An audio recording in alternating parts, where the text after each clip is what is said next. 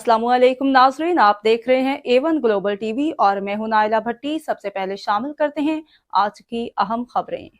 गर्मी में नाक़िस मशरूबात बनाने वाले अनासर के खिलाफ पंजाब फूड अथॉरिटी की कार्रवाइयाँ जारी। MLC में सोडा वाटर फैक्ट्री पर कार्रवाई के दौरान 300 लीटर गैर मयारी मशरूबात, 1 किलो मसनूई मिठास तल्फ, जाली सोडा वाटर मशरूबात बनाने पर फैक्ट्री मालिकान को भारी जुर्माना आयद कर दिया।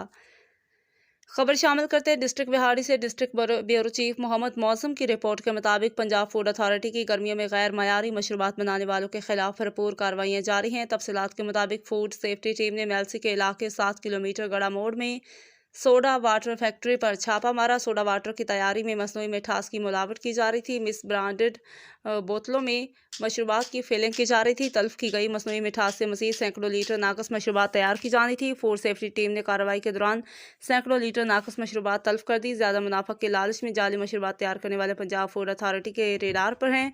आवाम की सेहत से खिलवाड़ करने वालों को माफ़ नहीं करेंगे पंजाब फूड अथॉरिटी। मज़ीद खबरों और अपडेट्स के लिए देखते रहें A1 ग्लोबल टीवी।